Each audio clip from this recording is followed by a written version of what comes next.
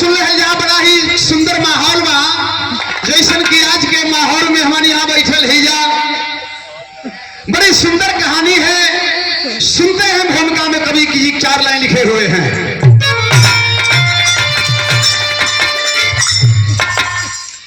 तो पुरस्कार आयल हमारे राम नाम से मुक्ति है, पैसे से हर काम। तो पैसा सबका जिंदगी में जरूरी बा, हमनों के पैसा खातिर आई नहीं जा। अच्छा अरे हाँ वीरे रस का होई भाई। कैसे मास्टर भाई?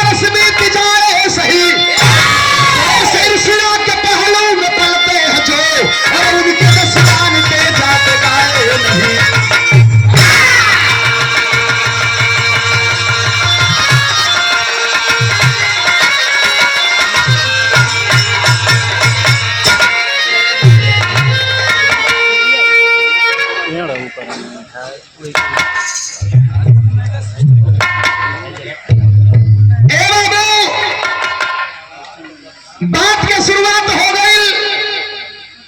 केकर गुणगान गवाना है धरती पर। आज मास्टर साहब ना हुआ लेकिन गुणगान गवात है कि मास्टर साहब का स्वभाव हैसन रहल, मास्टर साहब हे तरे बोलत रहला, मास्टर साहब हे तरे समझावत रहला। तो जे संसार में अच्छा काम करेला ओकर गुणगान गवाला। आज बुराई पूरा होला, जे बुरा काम करेला ओकर गुणगान वैसने गवाला जैसन कैले रहेला। तो कहल गई कि द्वेष ईर्ष्या के पहलू में पलते हैं, जो उनके जस गान तो जाते गाए नहीं। जे धरती पर घमंड कैल ओकर गुणगान नहीं भइल, अब भइबो कैल तो बड़ा दूसरी दृष्टि से भइल। आज अच्छा काम कैल ओकर बड़ा सम्मानित तरीका से ओकर गुणगान भइल। बिरहा में बड़ा खूबसूरत एगो गीत लिखल गई है। थोड़ा सरक के मास्टर सरक के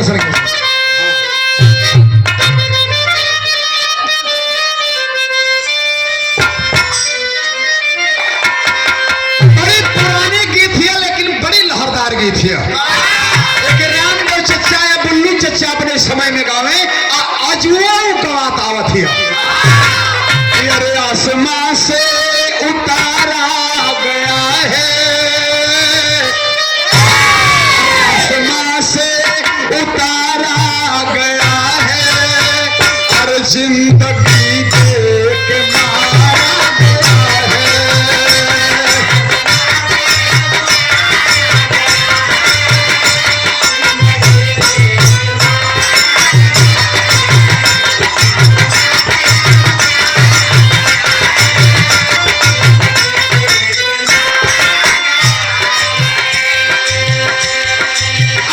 जमाना में भी एक गीत का एगो नया गीत बना के बड़ा दर्द भरा गीत गावल गई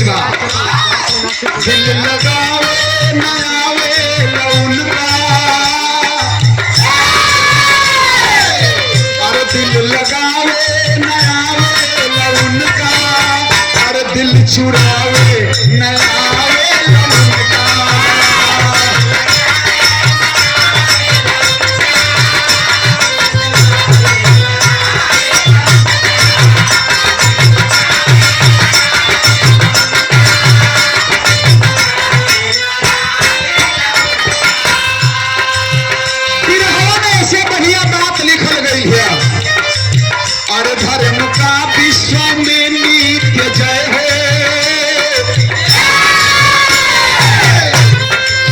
अरे धर्म का विश्व में नित्य जय हो, अरे कामना दिल में तेरी विजय हो।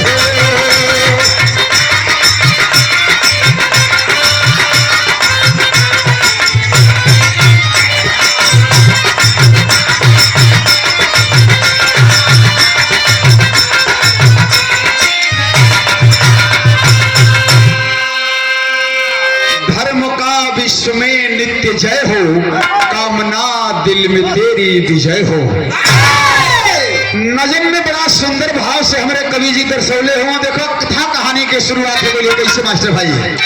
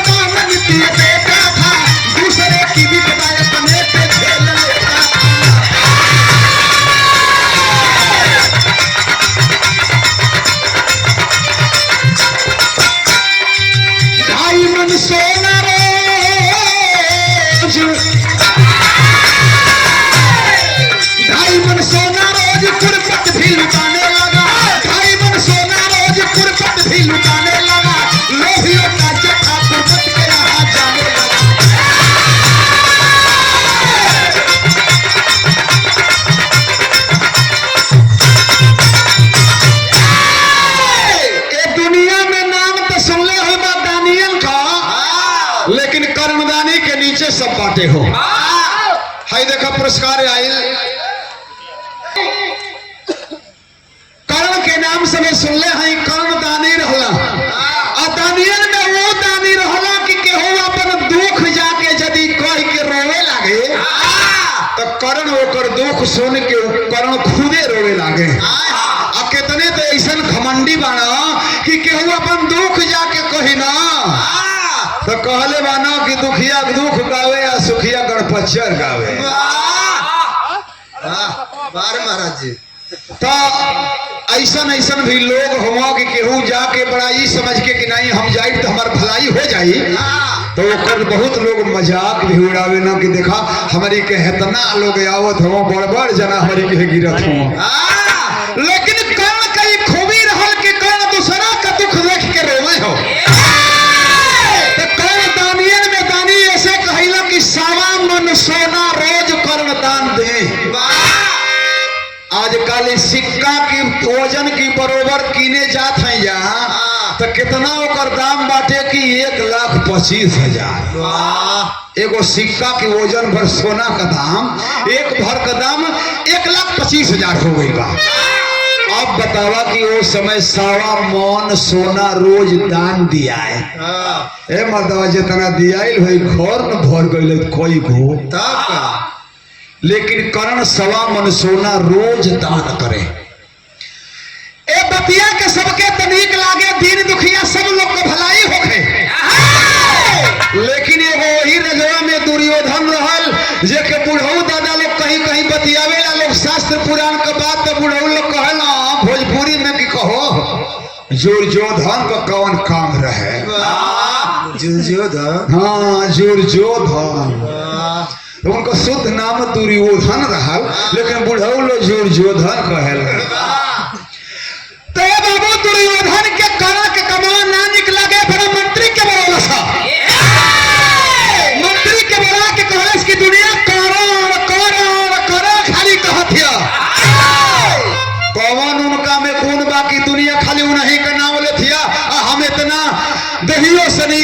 धनो बल में नहीं कही हमार कोनो नौवे न लेत ह तो मंत्रिया कहत ह कि मर्दवा तो नहीं सरकार तू बुझला ना न बात के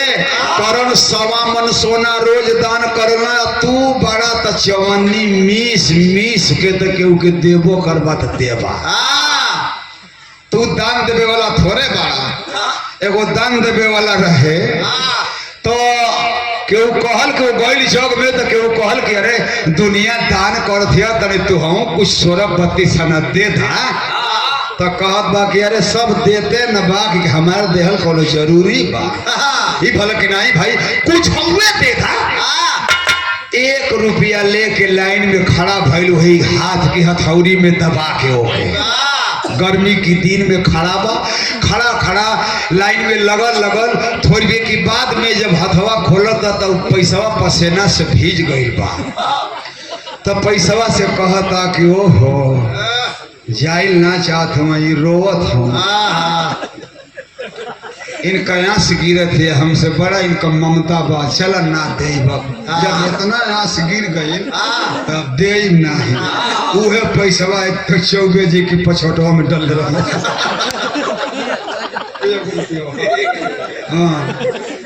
तो बाबू दान देवे वालन कभी बड़ी कोई वो क्वालिटी है तो मंत्री कहा था कि आपको पैसा खर्चे न करवा तो दुनिया ऐसा है ना कि खर्चे तब परचे छठी चौराहा पे बैठत हुआ 2-4-500 चाय पियावा पान खियावा देखा तो हर जन्म में ऐसा ही होखे लगी एक सीसी पियावा अरे भाई चाहे जवान भी तरह के जैसे खुश होखे तो एक खर्चा होई तब परिचय बढ़ी आ नहीं तो ही ना कि केहू चाय पियावल तो उससे पहले में पी के तू बोल दो कि अच्छा तनी पान लगवा के आवत है तो वो से पहले में पी लिहा कि पैसा हमके ना देवे के पड़े कि वो बाद में पी लिहा तो वो दीहा ना तो बहुत लोग ऐसनो हो हमनो में एक दिन बहुत आदमी हो कि एक आदमी का ना 100% हो तो दुर्योधन का मंत्री कहा था कि सरकार तोहरो ना होई लेकिन जब उनसे तुमना दान करबा तो कहा था दुर्योधन की बात बा तो जा बहने से टूकी बजवा दा कि दुर्योधन के बहने से 2.5 मन सोना रोज बटाई आही दादा जब हई छूट आइल है तो जेके एक भर मिलत रहल अब बतावा एक भर वाला के केहू जाई बहने 2 भर बटा था दूसरी दुआरे अब तो लाइन लगा दूसरी आदमी के है ना अब तो दुर्योधन के लाइन लगल दुनिया बड़ी ललची है इतना ललची है कि 10 रुपया यदि गिर जाए 4 आदमी के बीचा में खड़ा बा और उहे खाली देख लो कि 10 का नोट है गिरल है वो जो जाके खाड़ हो जाए या गोड़ से दबा ले तौले ना वजह से हटी चलो चारों जना चल न जाए जब चल जाए तब देखो कि जय लक्ष्मी मैया लू तो ऐसा लालच बा तब दुर्योधन कहला कि 2.5 मन बटाई तब तो लाइन बड़की दुर्योधन के लागल मंत्रिया के बोला के कहता बिहान भिले तनी करण के पता लगाओ देख तो उनका भाई दुकान चलत है कि शटर गिर गई था तो गैल मंत्रिया देख के आइल तब करण के केवन कह की हुआ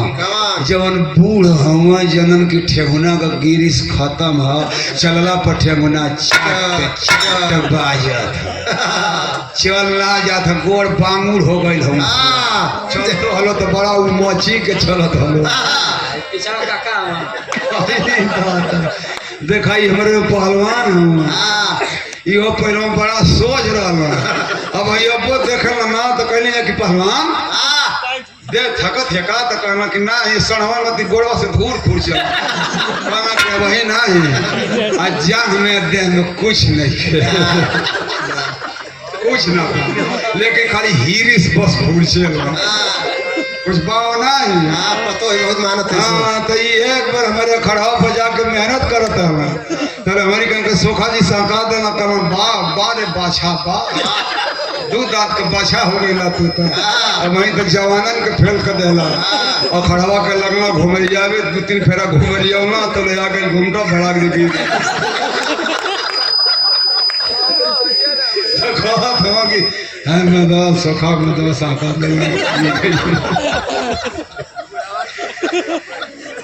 ये पहलवानी का कौन काम करते ये खुरचला में कोनो मतलब बात झूठे ने खुरचा धोवाले वाले बूढ़ भइला लोग हम कहने कि अब तू साधु हो जा अच्छा साधु साधु मतिन होइया ई ना के सांझ कमंडल दौरी दूसरी साधु को गाइड करके घरे पहुंचा दिया सुतला में तो बाबू अब दुर्योधन के है बड़की लाइन करो के है पूरा पुरान आदमी खाली हुआ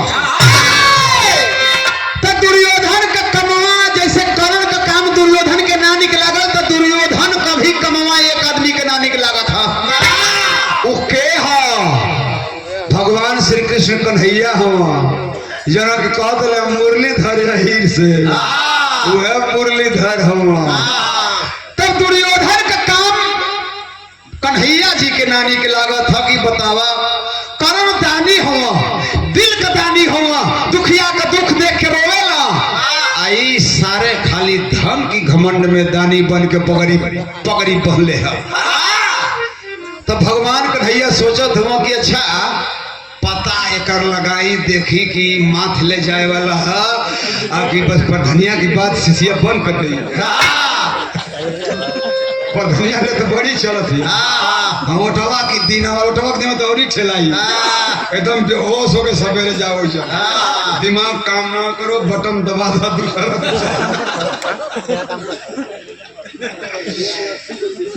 हाँ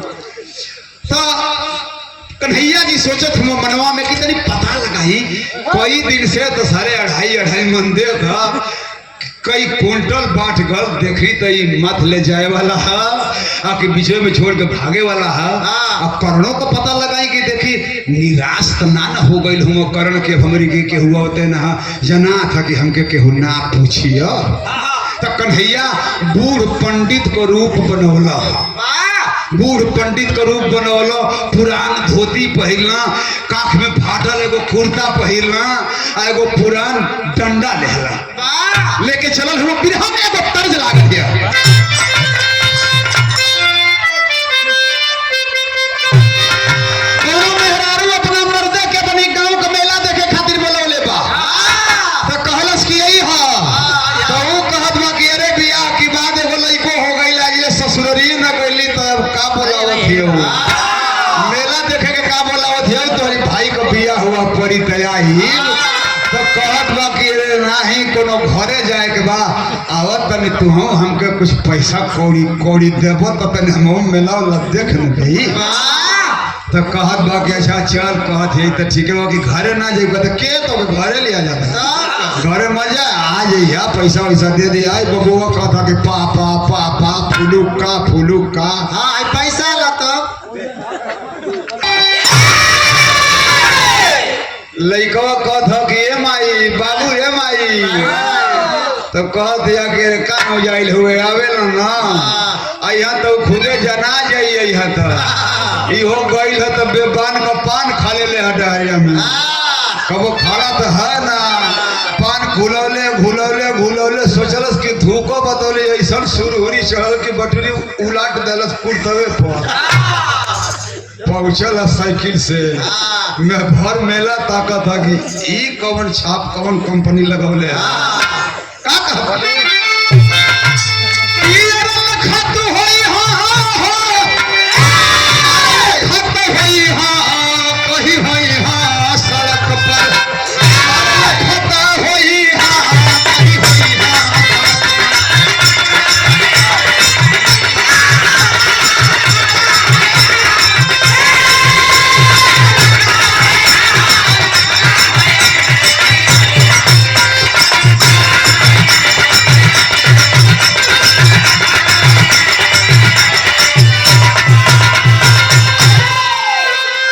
लड़का कहते हैं माई बाबू रे फुलुका ले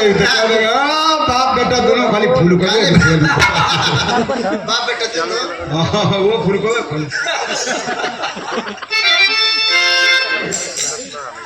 बिरहा में भगवान कन्हैया बुजुर्ग पंडित का रूप बना के चलल हुआ का सोचत हुआ हो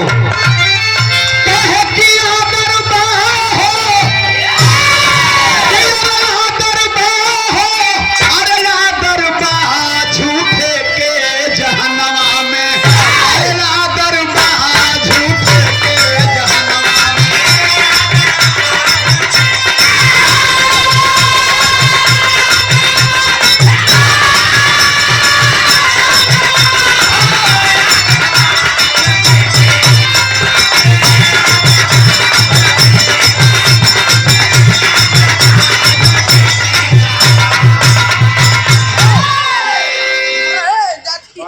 झूठन को बड़ी कदर है।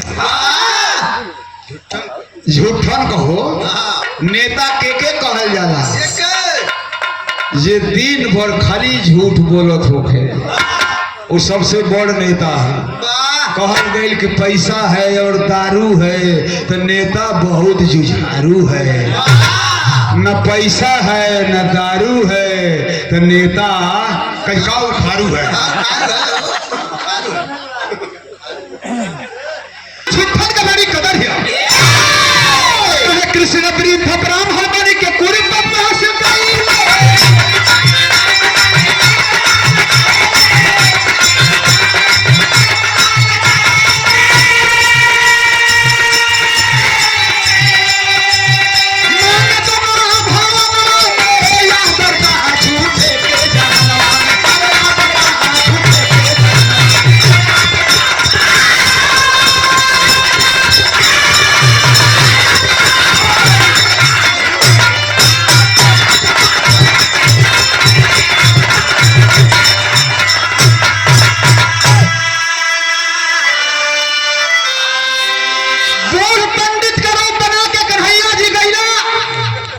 दुर्योधन के हाथ पर की लाइन लगल है दान लेवे वालन का। वही लाइन में जाके बुढ़ऊ डंडा टिकाई के जमीन से डंडा टिकाई के तो खड़ हो काई से की देख तो काम करत ना है। नंबर आल बुढ़ऊ को लम्बर हो साफ बोला मर्दवा साफे बोलत है। अरे वही के नंबर कहले बा तो बुढ़ऊ का जब लम्बर आयल तो डांटा था दुर्योधना बड़ा खास का कहता कि बुढ़ऊ कहला ए भैया हम दान लेवे नहीं है इतने सारे बड़ा कड़ेर डांटा था और ही कुल्हनी कितना डांटा था खाली हम ही के डांटा था तो पूछा देना कि हाँ भैया क्या बात है बड़ा कड़ेर बोलत हुआ है भैया दुर्योधन कड़ेर मत बोला पुरनिया आदमी है बड़ा हाथ तेज चले लगेला आवाज सुने लाता कड़ेर का मत बोला तो बुढ़ऊ से पूछा था ना दुर्योधन की तो बताओ हमारे यहाँ आने का प्रयोजन क्या है क्या तुम्हें चाहिए। सोना लोगे चांदी लोगे रुपया लोगे पैसा लोगे तो कहो तो पंडित जी की भैया सोना चांदी ना लेवे आइल है तुहरी के है देखे में तो गरीबे लागत हो सोना चांदी ले लेबा तो राजा हो जाएगा कहत हो कि अब मोह माया खत्म है अब पैसा रुपया की जरूरत ना है। अब तो हम मनावत हैं कि अब भगवान यहाँ से सीधा वहां ले चला लेकिन ममता ना मानत है कुछ काम से तुहरी कहे आई है। बिरहा में तो तर्ज बदल है।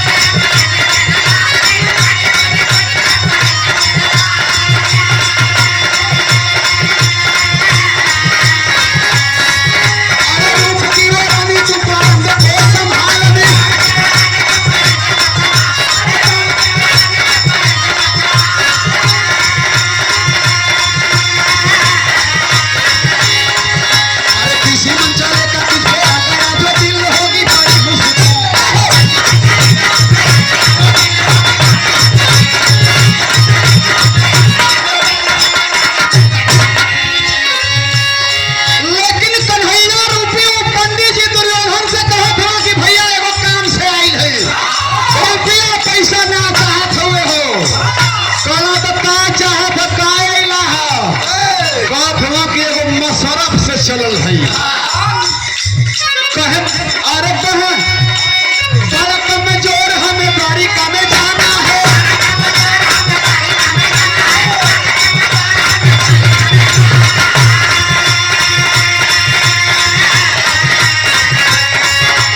पूरी फल को कारण बातें हमें कराना है।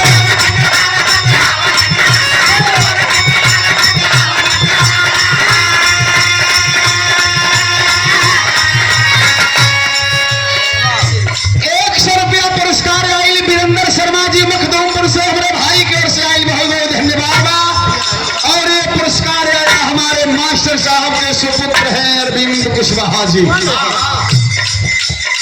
बहुत बहुत धन्यवाद देते हैं आपको। और मास्टर साहब की आत्मा के शांति के लिए परमात्मा से प्रार्थी है कि प्रभु अपने श्री चरणों में उचित स्थान में बहुत बहुत आपको प्रणाम हो, सब आलोक के प्रणाम हो। तो कहला है पंडित जी की भैया दुर्योधन देखबा हमके द्वारिकापुरी जाए के है भैया। दुर्योधन कहत हुआ कि द्वारिकापुरी जाए के है तो रास्ता दे पंडित जी तू गड़बड़ा गई हुआ। ये द्वारिकापुरी का रास्ता ना हमसे रास्ता पूछे इलाहा का तो कहत हुआ ना रास्ता जानत है आता इलाहा का तो कहत हुआ कि जाके हुआ हमारे खानदान में जितना पुरखा पुरनिया मरल हुआ सबकी आत्मा की शांति खातिर एगो जग करे के है छोटा सा। तो दुर्योधन कहत हुआ कि वो तुहार मतलब समझ गई तो के घी तिल्ली जौ चाहत है कुल पूजा पाठ का सामान चाहत है। तो कहत हुआ नाना भैया रे कौन सामान हमारा लगी बा एकर मतलब कि जाए तो के साधन चाहत है गाड़ी से भेजवाई तो कहत ना गाड़ी पर ना चढ़ीला डीजल महकेला तो उल्टी होके लागेला। तो कहत हुआ कि ये मतलब पूजा का सामान चढ़बे ना करी सोना चांदी चढ़बे ना करी गाड़ी पर चढ़बे ना करबा गड़िया पर ना चढ़बा तो केतबा चढ़बा चढ़ के देबा। कहा है कि ए भैया दुर्योधन ई कुल दुनिया का सुख वैभव हमके ना चाहत चाहत का हुए तोहरी के आइल है एगो उम्मीद लेके कि हमार काम हो जाई। तो कहत हो मर्दवा तो कमावा बतावते न हुआ खाली एगो काम बतावत हुआ का भूमिका बनले हुआ डायरेक्ट बतिए बतावत था। तो कहत हुआ कि देखबा हम कमजोर है ना हमके चल ना जात है आ पूजा पाठ कई जाला तो अपनी गोड़े गोड़े जाके कई जाला तब ओकर फल बढ़िया मिलेला। तो भैया देखबा द्वारिकापुरी अपने गोड़ पर हम जाइल चाहत हैं। तो कहत हुआ दुर्योधन की तो का करी तो के डेकर डरबोलिन को सुई लगवा दे के दौड़े लगवा कहला ना भैया ताकत वाली सुई ना चाहत है। अब जब बुढ़ौती में ताकत खिया देबा तो दशरथ परमान में मूर्छा खा के गिर जाए जल पौरवा रही तो दौड़ा बेखरी बात तो फिर उठू न जाइए। तो कहला कि भैया पंडित जी तक का तो के चाहत है तो कहत हो कि तो ला सुन ले बतावत है कहे बड़ा कमजोर हमें बारी में जाना है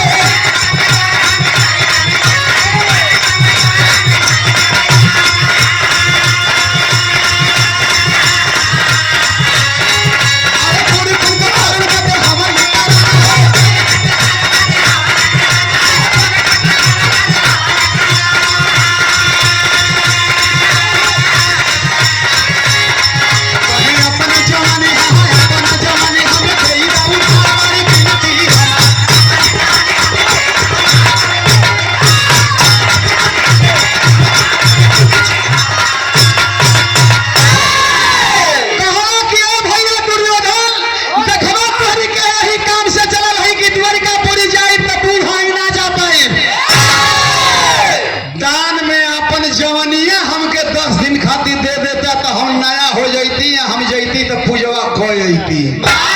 तो कहला कि अपन हम जवनिया दे दे तो हम कैसे रहब हमारी पास का रही। तो कहत हुआ कि अरे हम अपन वाली तोहके दे न दे तो कहत हुआ कि एकर मतलब कि तोहरे मदर हमहू के हिले के पड़ी। तो कहत हुआ कि एकदम सेम टू सेम। दुर्योधन कहत हुआ कि पंडित जी देखबा एक काम तो तुम मानो ठीक हुआ लेकिन बड़ा में लेकिन फंसत है। बड़ा साजनाथ है कहना कि लेकिन का में फंसत है भैया। अरे 10 दिन के बात है जवनिया मांगत है हम नया हो जाई पूजवा कोई आई जैसे पूजा होई वही लाते लौटब तो यही तरह तोहार वाली दे दे मैं अपन वाली ले ले। दुर्योधन मनवा में सोचत हुआ कि बतावा ये ऐसने कुल बड़ा ठगो घूमत हम एक साल गांव में हमने किए सो तो माइक से बोले सो तो कहाँ सो ना कि कंपनी का छूट आयल है जितना अल्मुनिया का फूटल बिना में अखड़ी का करिया हो गई होके नाम मजाइल होके वो कुल अल्मुनिया के जितना बर्तन होके कंपनी छूट देती है उतने वजन में तो हम लोग के नया बना के दे तो आदमी अपन अपन जितना अल्मुनिया कर है कुल पुरान दुरान फुचकल कुल दे देना जो ना में कुल आदमी हर कुल फेंक फाक के गंदो होके फेंक देले रहला अरे मरो मैदान होकर आदमी फेंक देना तो कुल दे देना कि दे रहा मतलब कंपनी में जाते है मैदान चिन्ह तुम समझ में लिखल बा तो दे दिया सो दे देना आदमी कुल और सबका नाम लिख के ले गई सो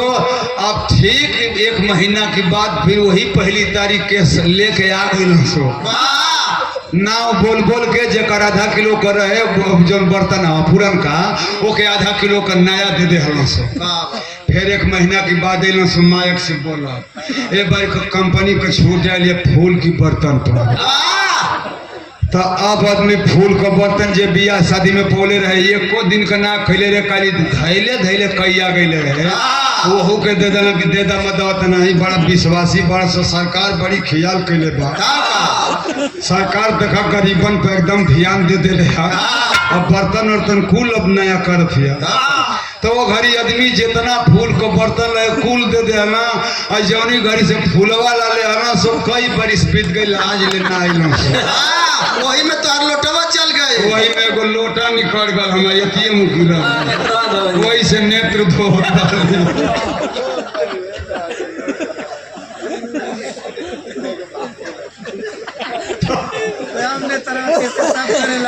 दुर्योधन मनवा में सोचे थे कि बतावा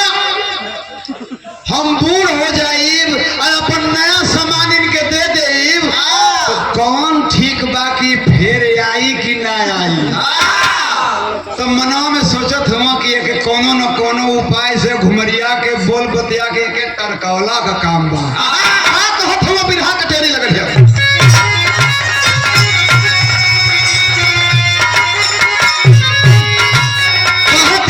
जवानी जनित मांगा हमारी कहत कि ए बाबा कहीं सरकार मास्टर उड़ा के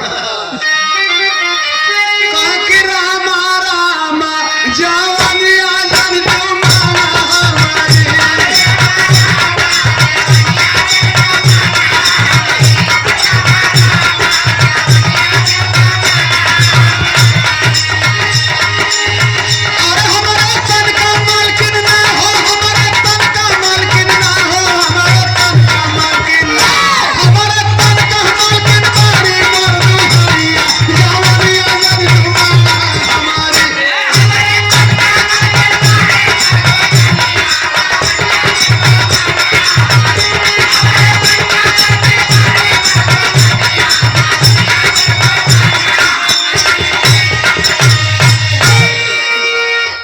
पंडित जी सुनला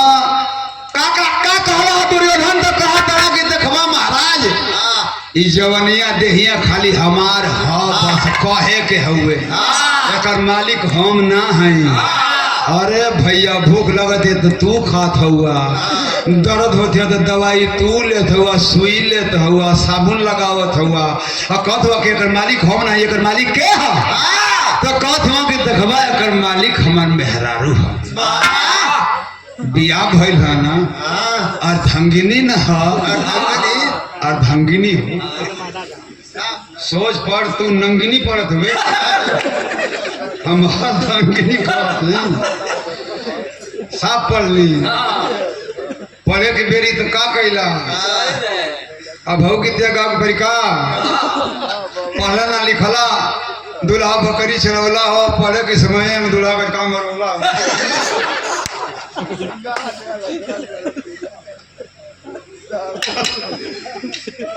कहा था कि एकर मालिक हमार मेहरारू है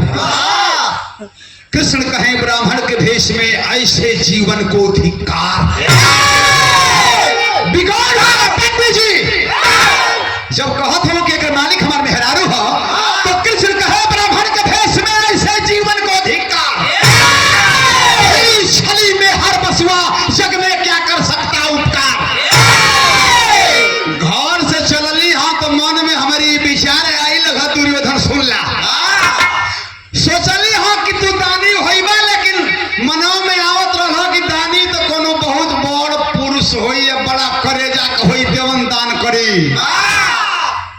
मऊगड़ तो गली गली दानी बन बन के घूमत हो, लेकिन मऊगड़न की बस कई कुल काम है। दुर्योधना सुनत तो कहता कि रे मदोई बभना करियो तो टेढ़ जना था बना करियो तो भाई तो हमको खली छली में हर बसुआ बनाओ तो मऊगड़ बनाओ था। दुर्योधन से कहत हुआ पंडित जी की अच्छा जब तुम्हारे करमाली के मेहरारू बात जात नहीं अपने मेहरारुओं से पूछ ला कजनी बाभिन भी सुन जाने के हमारी पर मुँह लगे तो कह दे कि 10 दिन के बाद बात देगा क्यों मारा काज होत हुए करा बिना 10 दिन यही तरह ना रह ले गए कुलपति अंतपुर में रानी से बोला मनमार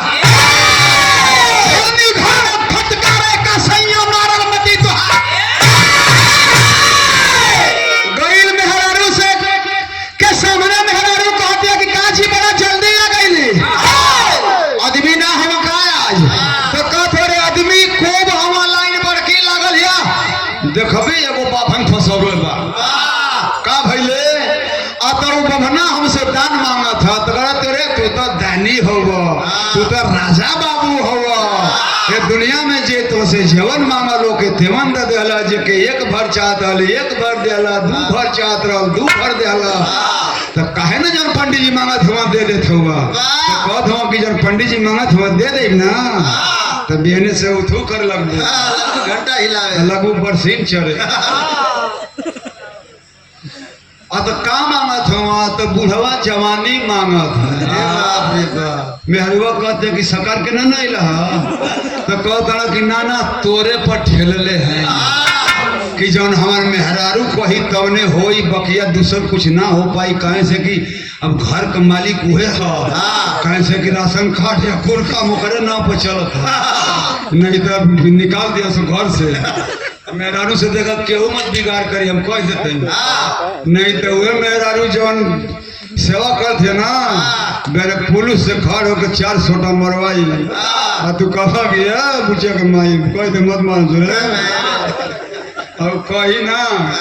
हम ना ऐठबा ना फुलवाया हम ना फुलवा तो सोच करा दे तो ये भैया मेहरारू से बच के रहे के बाद यही सब मीनाक्षी से कुछ ना बोला ये पुरान आदमी है कहीं है भैया 200 का बाछल था उनका एक बार पहलवान कानपुर में काम करते रहा तो ले लोग गई ना गर्मी के दिन में गंगा जी के किनारे रेता पर खूब हवा खाया तो पुलिस आ गई सो पुलिस आ गई सो डंडा ले गाँव के 2-3 आदमी रहा ना तो भाई नया छड़ा रहा तो तुरंत निकल के सड़का भाग चलना आई जना तनी पुरना रहना वो नहीं पे वो पुलिस ताना तो डंडा अब भाई डंडवा लगबो ना कैले भाई तन नहीं हा तो ले वहां देखिए तो वो पुलिसवा तो कहता था कहा था कि साला लगा नहीं तब तक देखिए हमारा इतना जलवा है साला लगा नहीं और आए देख करके जैसे 100 पैसा के 100 मार दिला आए देख करके गिर तो ये को बतावे कि देखवा जब तलस ना तो हमार तो तुरंत टांगर छूट गई ये भैया मार दे अरे गाँव के कदम रहला नाम ना बताइए नाम ना अब उनकी तलस हमें लगबे ना कल तरह धान गिर गई तो वही तरह से बड़ी विचित्र कुल समाज का लीला है कहत बाड़ा कि एकर मालिक मेहरारू हो तो ये पंडित जी वो जौन कही तो उन कौरव मेहरारू के यहाँ गईला तो मेहरारू कहते सकार के ना अइल है तो कहता कि ना तोरे पर ठेलले हैं तू जौन कर देबो हमार रानी तौने हम करब हम बेफया एक कदम न जा ना ये हमार सोना बड़ा मान जान मेहरुआ का कह दिया कि हाँ तो तू ठीक है कैला कि हमारे पठेल कैला नहीं तो हम बूढ़ के देखिला ना या वो खोखत देखिला ना एक से तो ही खून जरल जना थी कि वो कभी बूढ़े ना हो हाँ तो मेहरुआ की जब बतौलस कहलस कि सुना तो जा कह दिया ना कि और कुछ मंगवा तो मिली लेकिन ई ना मिल पाई ना पंडित जी ये के ताकत हुआ कि यो बे आवेल ना यो बे ना तोरे दुर्योधन है पंडित जी 4 कदम अगवे जाके का भले भैया का कहलिए मलकाइन तोहार अतः पंडित जी जो हम कहली हैं तो ना हो पाई ना वो सब ना बात ना बैठे थे दोनों आदमी को मने कही है हाँ, वो सब ना मिल पाई वो सब नहीं हो पाएगा ना ना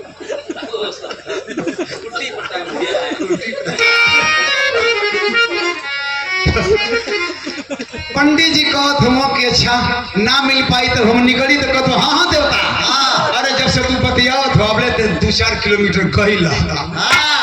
कुछ कमे न भइल ही पंडित जी वहां से निकल गई कहना कि ठीक बा तब जात है जब ना काम हो पाई तब अब तोहरी दरबार से एगो बाभन खलिए हाथ जात बना कहना महाराज चाहे खाली हो को चाहे भरल हो लेकिन जब तू मांगत हुआ वो ना मिल पाई ना कन्हैया की सोचत हुआ कि दुर्योधन का देखा गई अब तो तरी करोड़ के यहाँ चले उनका तो दुकानदारी खत्म हो की कगार पर तो दुनिया का दुर्दिन आवेला तो आदमी धर्म का रास्ता छोड़े लागेला बड़ा पूजा पाठ करे वाला कि घरे जब आदमी बीमार पड़ लगल ना तो दरो दयाद कहला लगे कचका मार रोज घंटा बजावत हुआ रोज लड़का के लेके अस्पताल में दौड़त हम रोज घंटिए बजावत हम छोड़ दे पूजा पाठ देखा खसी काटत होगा लड़का को हाल बांध हो तब का खाली पचावनी खींचत है सब हाँ तो धर्म का रास्ता आदमी जब दुर्दिन में आवेला तो ओके छोड़े लागेला कन्हैया सोचत हुआ कि तरी चली देखी करण काजनी धर्म रास्ता से विचलित ना होत हुआ कर्ण के हाँ पंडित जी दूसर रूप बना के कन्हैया जी गई हुआ बिरहा में एगो कजरी का गीत लागल है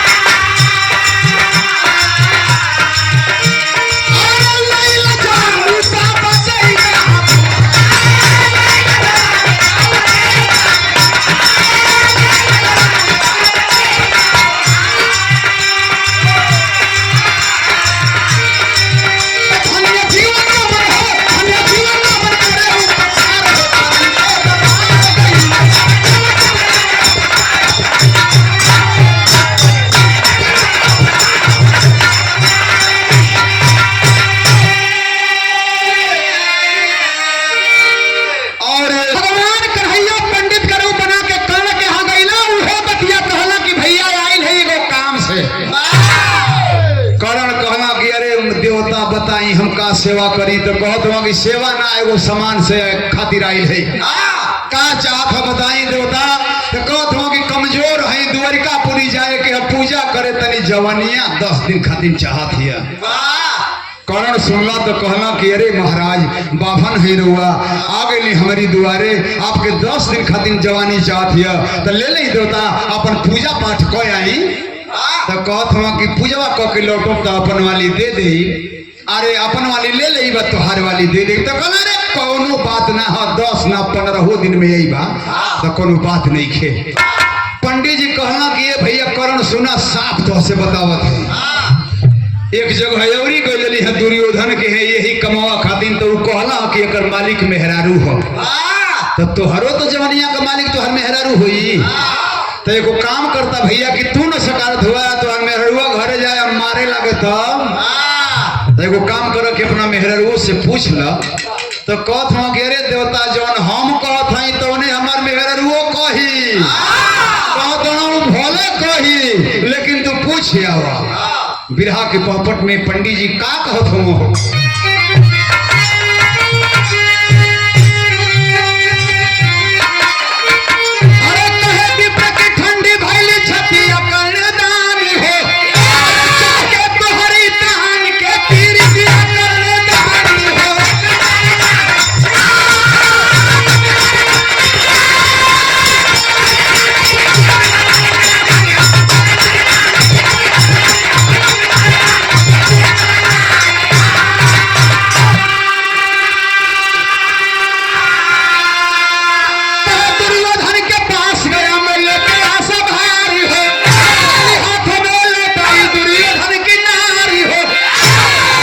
उनको मेहरारू न कर गई है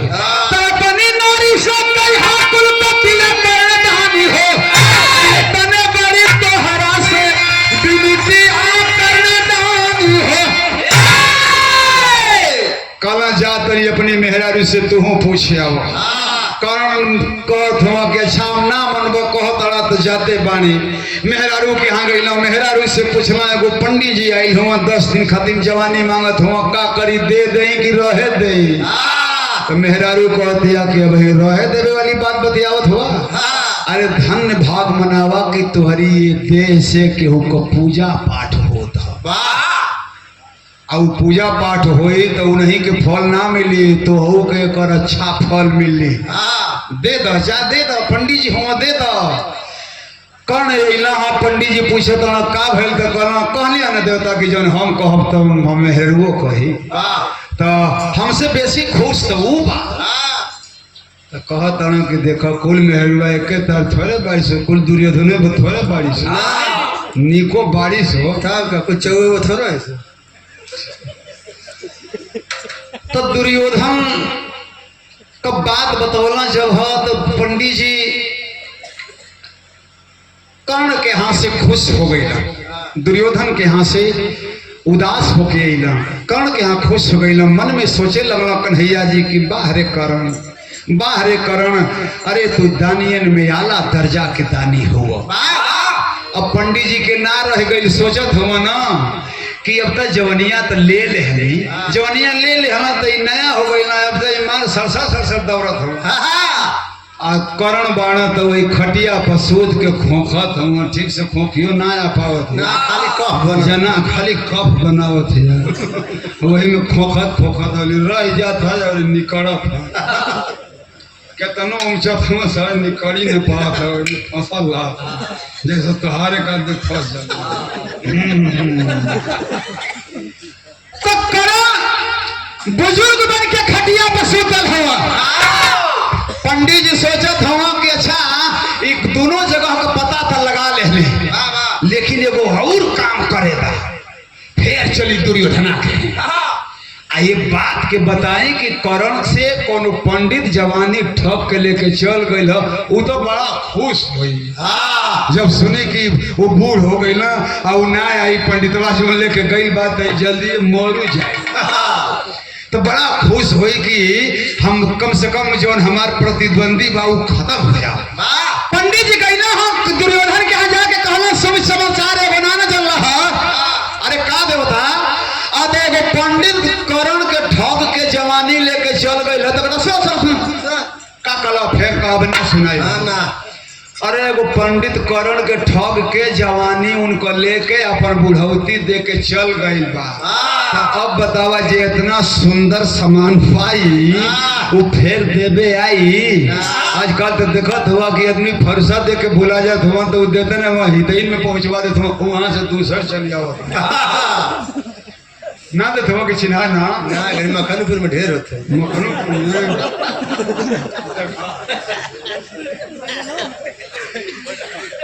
तो जाके पंडित जी दुर्योधन से कहता हूँ कि थक के कोनो लेके चल गल आ एगो काम करता कि चलता भेंट कर ले जाऊ ना आई ना तो इहे जौन जाड़ी आई है माघ में मर जाई कर ए दुर्योधन तो चल के तनी भेंट कला दुर्योधन तो बड़ा खुश बड़कून काम छोड़ के चला चला पंडित जी पहले दिखावा के देख ले कि कौनी अवस्था में आ गई तो करण कि बुजुर्ग के रूप के देखे खातिर दुर्योधन के लिया के पंडित जी हिला करण सुतले सुतल पहले हाथ जोड़ के प्रणाम करत हुआ कि एक जना धोती पहले वो पंडित जी हुआ या एक जना अवरी के हुनाया बा तो लौका तो माथ ले उन्हें हो के ना हा लेकिन भाई जी आई बा ओकर प्रणाम तो करे के न बा करण सुतले सुतल प्रणाम करत हुआ उठल चाहत हुआ बाकी उठ ना पावत हुआ कहत हुआ करण से भगवान कन्हैया रूपी पंडित जी की बड़ा तकलीफ बा तो कहत हुआ बूढ़न का काम न सुनाला तू कोई बे कहत के कखल तो वो कहत हूँ कि अरे सुनत है कि बड़ी तकलीफ आजकल चलत आजकल बड़ी खोखी आ गई बा सिर्फ ना चलत है तो कहत हूँ कि ना भैया खाली सिर गर्म पानी है बस बस वही से तनी राहत मिलत है कहत हूँ बड़ा तकलीफ बा कैसे फंस गईला केवन पंडिता के ठग ले हला जवनिया तो कहीं देवे के चाहत रही देवे वाली चीज है बुर्बक न फंस गईला तू अब तो इतना तकलीफ हो दिया ये तकलीफ हराए मान के बात हर तकलीफ बा हमनी के देख के हुल करत या तो कहत हूँ करण तबो कि ए पंडित जी हमरा कोनो तकलीफ ना है एक पैसा का तकलीफ ना खुश हो दिल हमार कि तनी हमारा तकलीफ हो दिया तो हमारी देह से केहू को उपकार हो गई बा ई तो बतिया भगवान जान जान के पूछत हुआ कि कुछ बतियावा तो दुर्योधना सारे सुनो ई सुनी तबे न जाने कि नहीं हाँ हम दानी हैं कि दुनिया में और केहू दानी है बिरहा के आखिरी में सुनावत हो का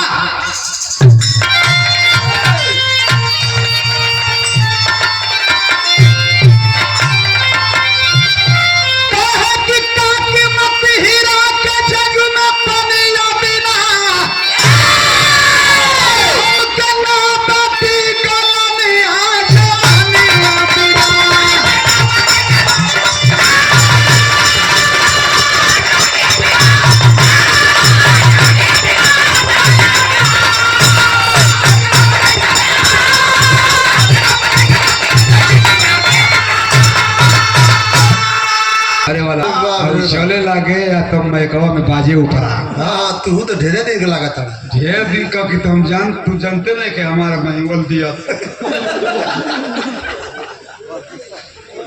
कहा तो क्या मुंह आधार कार्ड दिखाई जब पहले का हमें बड़ा आकाश होता कहो कहो फंस जाता है मर मैदान की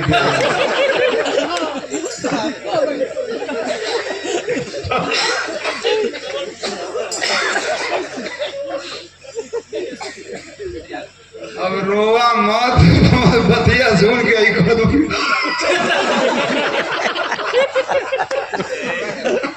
रोवत तो वैसे हम जैसे को बूढ़ मेहरारू रोवत रहे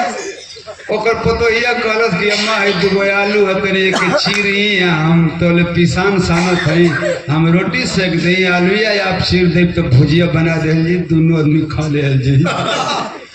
बूढ़ी अलुइया छिलनी से छिले लगली जलू में न छिलत छिलत बुढ़िया के आंख से आंसू आ वो का है तो पतोहिया कह दिया कि ए अम्मा ई तो पियजियो ना की लागत है रोवत का है हो तो कहत है कि देखबू पतोहा यो नलुइया देले हो ना ये लुइया का साइज देखली है तो बूढ़वा का याद आ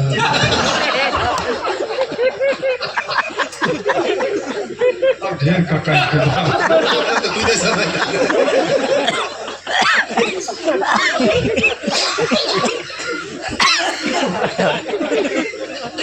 भगवान कन्हैया से पंडित जी कहत हूँ हमरा कोनो तकलीफ ना बा अरे मुनियों का मरकवा कहाँ पर हंसत हुआ कहे कि माना होता विप्रदान में अगर हमारा प्राण करके जीवन अपना कर दिए होते कल्याण और न रहुली रोशन यहाँ जवानी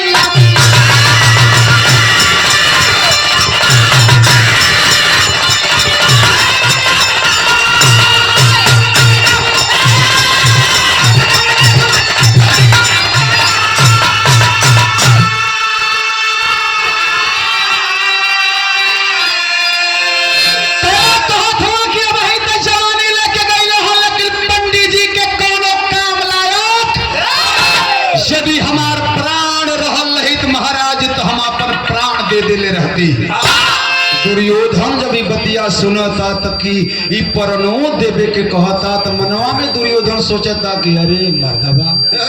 हम झूठो न दानी बनल है, हम जवानी न दे पौए भाई अपन ई परनो देवे कहता। तो जवन घमंडवा चढ़ल हो दान वाला दानी वाला वो घमंडवा उतरे लागल। कन्हैया जी बुझ गई ना कि अभी पानी पानी धीरे धीरे होत है, अभी लजात है कि हम बहुत दनीय कहत है लेकिन हमें करी इतना ना न कपावत बाड़ी। तो जब भगवान बुझ गई ना कि एकर घमंड हटल है तो भगवान अपना रूप में इलाहा। तो तज के रूप ब्रह्मण का तुरंत प्रकटे मदन मुरारी।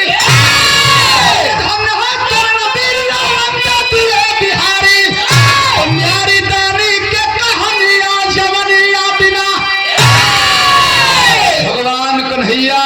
अपना असली रूप में आ गई आज। जब अपनी असली रूप में अला मुरली लहले सुदर्शन चक्र लहले। जब कन्हैया जी ऊपर अला तो दुर्योधन देखता तो कहता अरे महाराज आपे रहली है कुल लीला कैले। तो कहत के रही हमें आपे ना रहली हैं तो हरो कहे जौन मांगे गई हमें वो हम ही रहू में आई हम ही आई लली हैं लेके गई लली हाँ तो के लिया के हम ही अली हाँ। तो दुर्योधन कहता कि अरे महाराज तो जवनिया का काम होखे तो आप ले ले। तो कहता कि ना ही हमार कौनो काम ना बा। तो मेहरारू कहते कि हम मौसमी का दुकान कैले है ना मौसमी पेरीला तो ले जा तू भैया ऐसा अपन दुकान चलावा। तो जवानी हमके ना चाहतिया, हम जवानी ना चाहतली, हम तो खाली चेक करतली कि देखी तो के तनी पानी में घूमत। कन्हैया जी का रूप देख के प्रणाम कैला दर्शन देते हैं, कर्ण को आशीर्वाद देते हैं कि कर्ण दुनिया में आपका नाम सर्वोपरि रहेगा। गुरु बिहारी गुरु गणेश गुरु रामलाल गुरुकारी स्वर्ग से चंद्रिका कवि बच्चन जी बने पुजारी। जवनिया जब तुम